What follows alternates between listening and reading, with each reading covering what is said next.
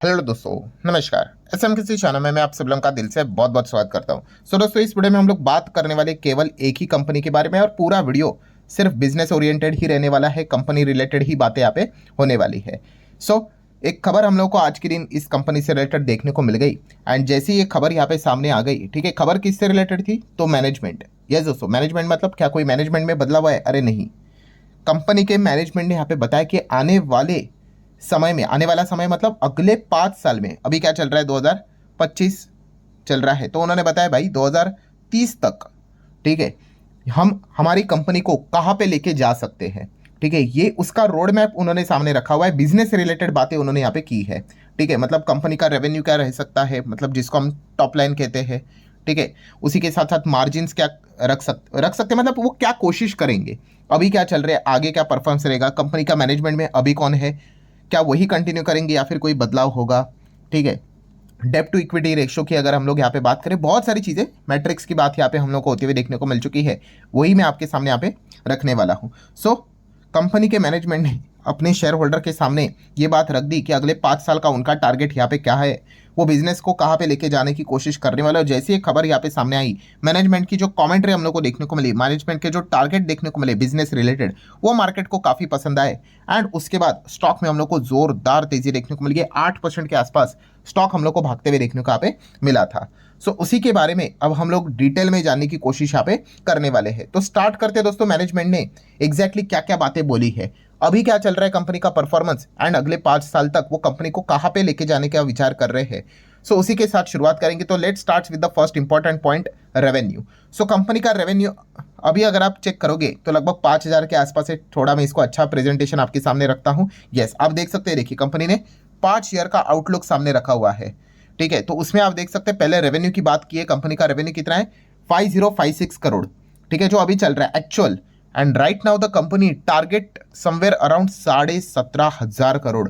मतलब मैनेजमेंट क्या बोलने की कोशिश कर रहा है कि बॉस, यहाँ पे 3.5 गुना की ग्रोथ वो ट्राई करने वाले भाई, कि कंपनी को इतना आगे लेकर जाए। अभी कितना हो रहा है भाई, टॉप लाइन में 5,000 करोड़ के आसपास, इसको 17,500 करोड़, ठीक है।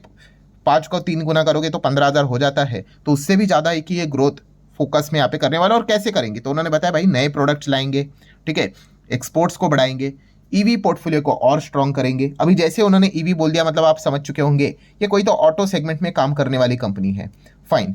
देन अगर हम लोग यहाँ पे बात करें EBITDA मार्जिन की बात उन्होंने यहाँ पे की है। EBITDA मतलब क्या, earning before interest tax depreciation and amortisation. उसके मार्जिन की भी बातें उन्होंने सामने रखी हुई है। आप देख सकते हैं EBITDA मार्जिन राइट नाउ 11.4% है एंड कंपनी टारगेट कर रही है इसको 12.5% तक लेके जाने का, ठीक है। अगेन कंपनी ने बताया कि वो कैसे करेंगे। ऑपरेशनल एफिशिएंसी के ऊपर फोकस करेंगे, प्रीमियम प्रोडक्ट के ऊपर ज़्यादा फोकस करेंगे एंड कॉस्ट को मैनेज करने की कोशिश करेंगे। तो इससे क्या हो जाएगा, मार्जिन इंप्रूव यहाँ पे हो जाएंगे। तो ये भी एक पॉइंट कंपनी ने सामने रखा हुआ है। देन अगर हम लोग बात करें तो EBITDA वही earning before interest tax depreciation and amortisation. ये अभी कितना चल रहा है EBITDA, तो ये चल रहा है अभी लगभग 576 करोड़, ठीक है। मतलब सब कुछ एडजस्टमेंट कट कुट करने से पहले, बिफोर, ठीक है, हम लोग को अर्निंग जो देखने को मिल जाती है कंपनी का, वो 576 करोड़ है देखने को मिल रहा है, जो कंपनी टारगेट कर रही है 2100 करोड़ से ज़्यादा, ठीक है। काफ़ी ज़्यादा, मतलब हम कह सकते हैं higher margin and top line growth company focus करने यहाँ पे जाने वाली है। एंड अगेन मैं पॉइंट हाईलाइट करके आपको बताना चाहूँगा भाई, वो अगले 5 साल की बात कर रहे हैं भाई, 5 दिन, 5 हफ्ते, 5 महीने की नहीं, ठीक है। ये समझो, हमेशा लंबे शेयर मार्केट में अगर आप आए हो तो आपका लंबी अवधि का ही फोकस होना चाहिए, ठीक है। अब बहुत सारे लोग ये भी सोचेंगे, सर ये कंपनी बोल रही है फाइनेंशियल ईयर 30 की बात कर रही है, ठीक है, क्या इसकी गारंटी है? नो नो, गारंटी तो भाई किसी चीज़ की नहीं है, ठीक है। शेयर मार्केट में ये गारंटी वारंटी के शब्द ही छोड़ दो आप, ठीक है। यहाँ पे हम जैसे कहते हैं, जो बीटा रहता है वो कभी भी जीरो नहीं रहता है। ये बीटा जीरो नहीं रहता है, ये क्या बड़ी बात बोल दी भाई। बीटा को क्या बोलते हैं पता है? रिस्क बोलते हैं। फाइनेंस के टर्म में बीटा को रिस्क बोलते हैं। रिस्क आपको कभी भी मार्केट में जीरो देखने को नहीं मिलेगा, कभी भी नहीं, कभी भी नहीं, मतलब कभी भी नहीं। यहाँ पे कुछ भी सेफ नहीं है। लार्ज से large cap company, number 1 company भी सेफ नहीं है, होने के लिए कुछ भी हो सकता है। ये दिमाग से तो पहले निकाल ही दो कि पक्का ऐसा ही होगा करके। नहीं, कंपनी अपने साइड से बात रख देती है तो फिर सर भरोसा कैसे करेंगे? वो तो हर एक व्यक्ति का अपना अपना भाई परसेप्शन, कि ये कंपनी उसको कैसे लगती है, कंपनी का पास्ट परफॉर्मेंस, कंपनी ने इसके पहले क्या क्या प्रोमिसेस किए थे, क्या उन्होंने फुलफिल किए हैं कि नहीं किए, उसी हिसाब से वो चीज़ें डेवलप होती है, बिल्ड होती है। अगर कंपनी ने इसके पहले दावे किए होंगे 2020 में कि 2025 तक ऐसा परफॉर्मेंस करेंगे, एंड वो दावे अगर कंपनी ने फेल किए होंगे, नहीं मीट किए होंगे, तो भाई मैनेजमेंट के वो किसी भी कमेंट्री के ऊपर फिर शेयर होल्डर भरोसा नहीं करेंगे।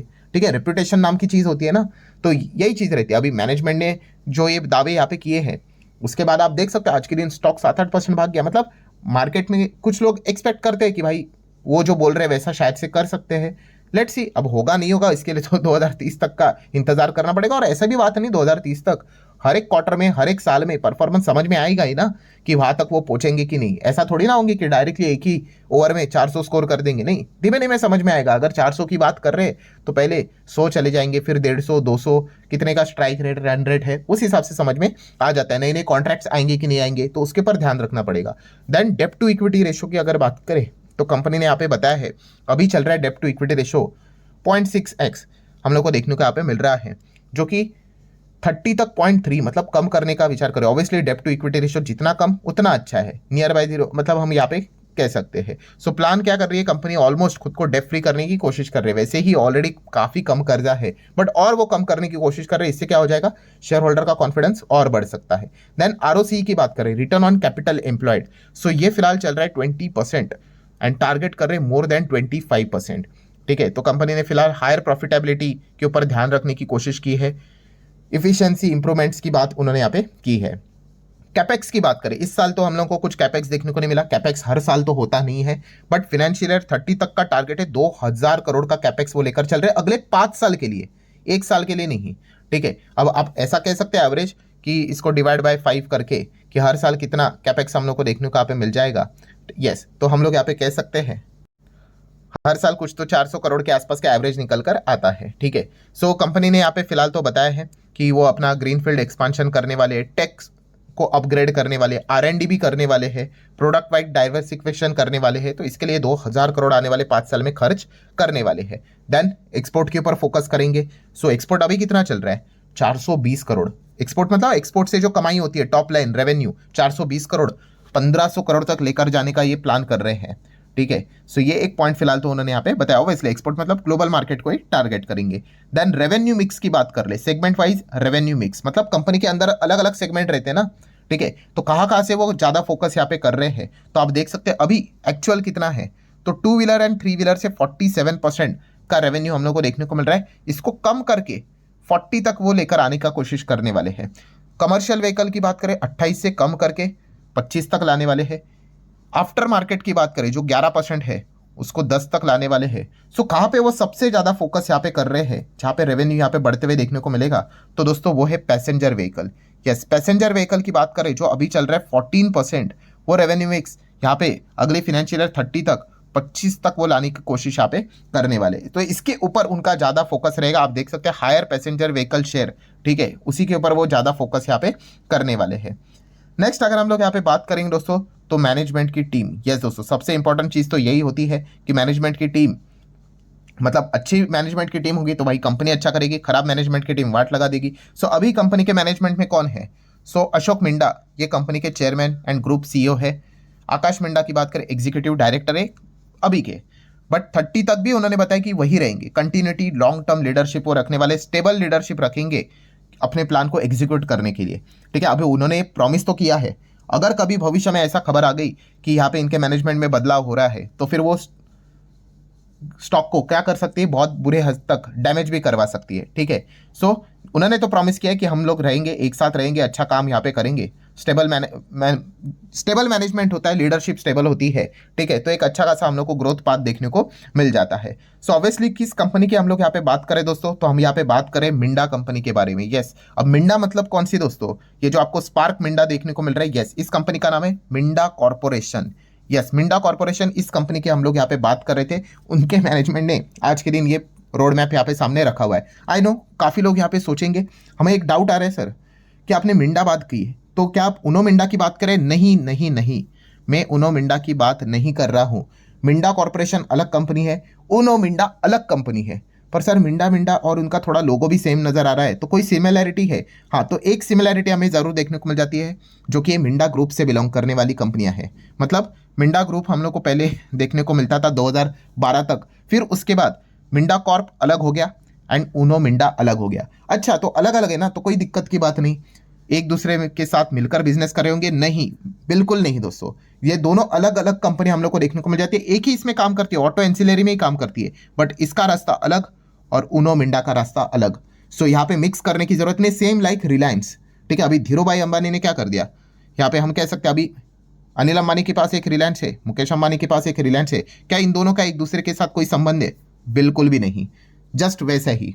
ठीक है, तो है तो एक ही ग्रुप से निकले हुए, मिंडा ग्रुप से, बट अब इन दोनों का एक से मतलब एक दूसरे के साथ कोई क्रॉस शेयर होल्डिंग नहीं है। तो ये पॉइंट भी आप लोगों को पता है यहाँ पे होना चाहिए। ठीक है, तो आप देख सकते हैं मिंडा कॉर्प की अगर हम लोग यहाँ पे बात करें, ऑटो सेक्टर में ही काम करती है, पैन इंडिया काम करती है, मतलब पूरे इंडिया में काम है, प्लस उसी के साथ इंटरनेशनल फुटप्रिंट भी है। एंड इनकी फ्लैगशिप कंपनी कौन सी? स्पार्क मिंडा, जो अभी मैंने आपको दिखाया वही। एंड आप देख सकते हो, ये देखो जो ये कंपनी आपको देखने को मिली, the company was form after the split between the business of Minda brothers. 2012 में अलग हुए थे मिंडा ब्रदर्स में, अलग अलग ब्रदर मतलब दो भाई हम लोग को देखने को मिल रहे थे। तो आप देख सकते हैं प्रेजेंटली एनके मिंडा, ठीक है, ये कौन सी कंपनी चलाते हैं? मिंडा इंडस्ट्री, वही उनो मिंडा की बात कर ले। और जो अभी हम लोग जिस कंपनी को यहाँ पे स्टडी कर रहे थे वो कौन सी है?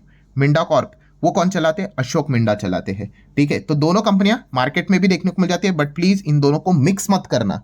ठीक है, तो ये पॉइंट भी आप लोगों को अच्छे से समझ में यहाँ पे आना चाहिए। दोनों कंपनी ऑटो एंसिलरी में ही बड़े लेवल पे काम करते हुए देखने को मिल जाते हैं। दोनों कंपनीज के बाद दिग्गज दिग्गज क्लाइंट हम लोग को देखने को यहाँ पे मिल जाते हैं। ठीक है, शेयर होल्डिंग पैटर्न अगर आपको रीड करना है मिंडा कॉर्प का, तो आप यहाँ पे देख सकते हो प्रमोटर के पास कितना है? 64, FIS 8.83, DS 18.7 और 17 एंड पब्लिक 6.5 के आसपास। मतलब बहुत ही कम पब्लिक देखने को यहाँ पे मिल रही है, मैक्सिमम हम लोग को PDF के पास ही देखने को यहाँ पे मिल रहा है। तो इसी से रिलेटेड कभी ज्यादा कोई सवाल कमेंट सेक्शन में पूछता भी नहीं है। अच्छा, कोई शेयर गिरवी है? तो नहीं, अभी फिलहाल तो कोई भी शेयर गिरवी है नहीं। सो ठीक है दोस्तों, मिंडा कॉर्प से रिलेटेड जितना भी पॉइंट था जो मैनेजमेंट ने हमारे सामने आज के दिन यहाँ पे रखा, वो मैंने आपके सामने एक्सप्लेन करके रखा है आसान भाषा में। डिस्क्लेमर क्लियर कट रहेगा भाई, वीडियो सिर्फ और सिर्फ इंफॉर्मेशन पर्पज से रिलेटेड ही था। अगर आपको शेयर कोई खरीदना है, बेचना है, होल्ड करना है, एवरेज करना है, तो आप अपने फाइनेंशियल एडवाइजर के साथ डिस्कस करके आपको जो सही लगता है डिसीजन ले सकते हो। ये वीडियो सिर्फ इन्फॉर्मेशन एंड एजुकेशनल पर्पज से रिलेटेड था। सो वीडियो पसंद आया होगा, चाहो तो लाइक एंड शेयर कर सकते हो। मिलते हैं नेक्स्ट वीडियो में, तब तक के लिए बाय बाय।